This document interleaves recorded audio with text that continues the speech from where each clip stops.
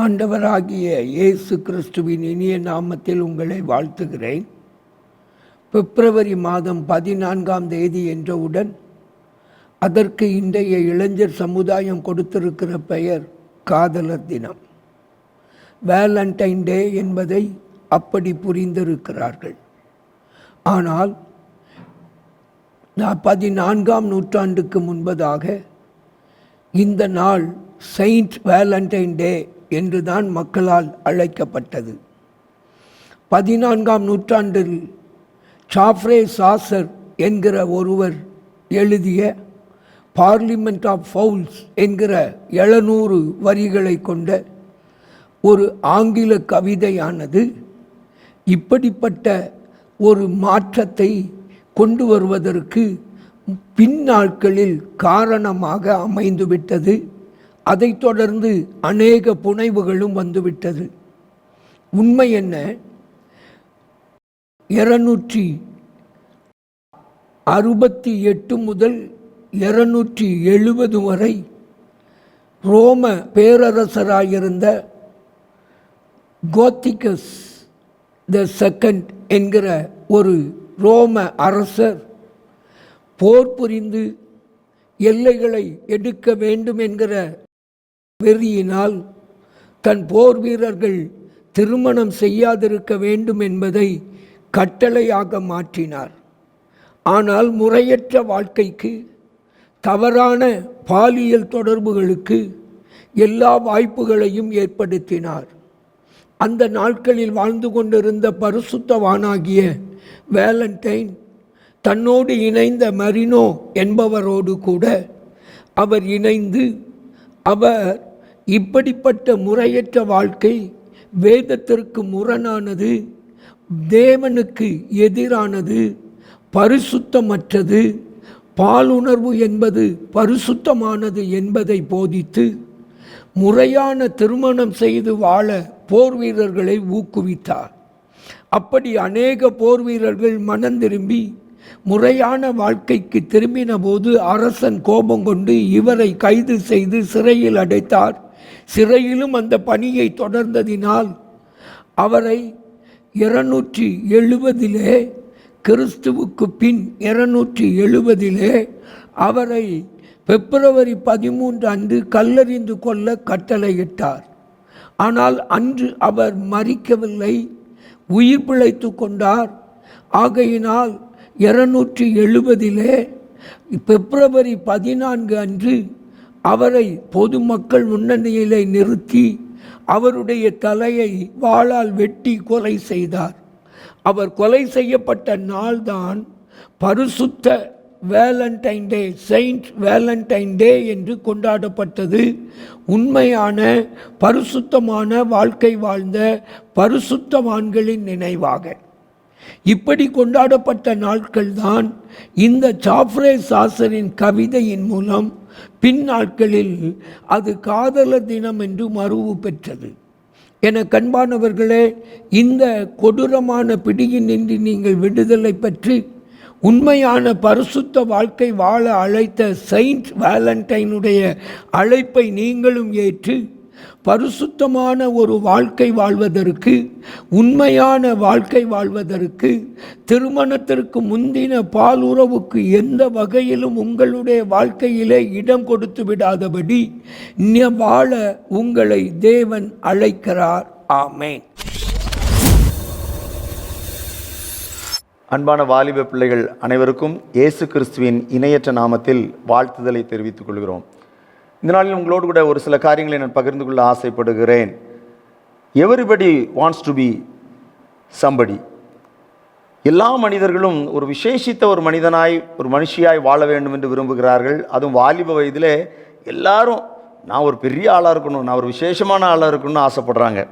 இதை குறித்து உங்களோடு கூட நான் ஒரு சில காரியங்களை பகிர்ந்து கொள்ள ஆசைப்படுகிறேன். வேதத்தில் யாத்ராகம புத்தகம் 2வது அதிகாரம் 11வது வசனம் முதல் 15வது வசனம் வரைக்கும் நீங்கள் வாசித்து பார்ப்பீர்கள் என்று சொன்னால், அங்கே மோசே என்ற தேவ மனிதனை குறித்து ஒரு சில காரியங்கள் சொல்லப்பட்டிருக்கிறது.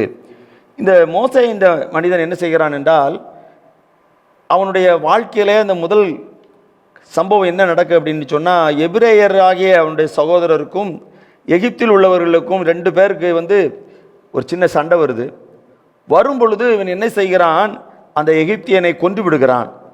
கொன்று விட்டு யாருக்கும் தெரியாதுன்னு நினச்சிட்டு இவன் அதை மறைச்சிட்டு இருக்கிறான். ஆனால் அந்த சூழ்நிலையில் என்ன நடக்குதுன்னு சொன்னால், அந்த சம்பவம் மற்ற ஒருவர்கள் பார்த்து விடுகிறார்கள்.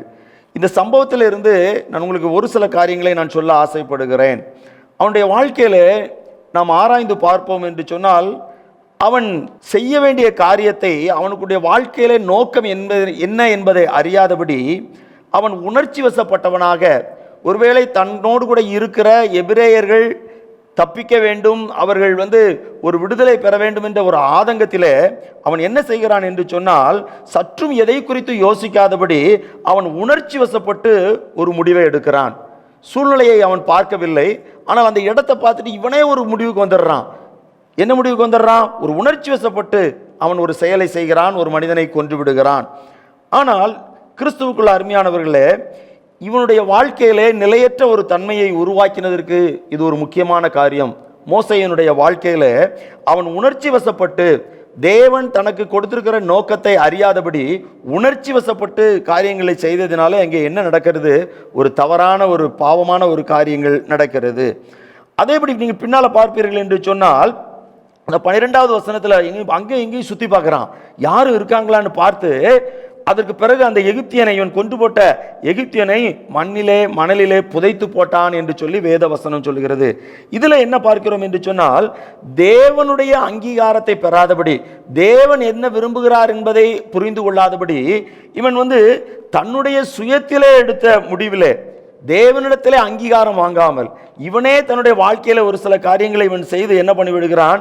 அதை மறைக்க வேண்டும் என்று தீர்மானிக்கிறான். இது அவனுடைய வாழ்க்கைக்கு வெற்றியாக அமையவில்லை, வெற்றியாக அமைவது இல்லவே இல்லை. 3வது நீங்கள் பார்ப்பீர்கள் என்று சொன்னால், அவனுடைய வாழ்க்கையில அவனுடைய பலத்தையே, நான் எப்படியாவது எபிரேயர்களை காப்பாற்றி விடுவேன் என்று சொல்லி அவன் தன்னுடைய பலத்தை நம்பி, தேவனுடைய பலத்தை நம்பாமல் அவன் தன்னுடைய பலத்தை நம்பினதினாலே அங்கேயும் அவன் தோற்று விடுகிறான். இன்னொரு காரியத்தை நம்ம பார்ப்போம் என்று சொன்னால், அவனுக்கு பொறுமை இல்லை, ஏதாவது உடனே செஞ்சிடணும் அப்படின்னு சொல்லி ஆண்டவர் என்ன காரியத்தை எதை எப்பொழுது செய்ய வேண்டும் என்று சொல்லி இருக்கிறார், அவர் எப்பொழுது செய்வார் என்பதற்கு நேரத்தை ஒதுக்காதபடி இவன் என்ன செய்கிறான்?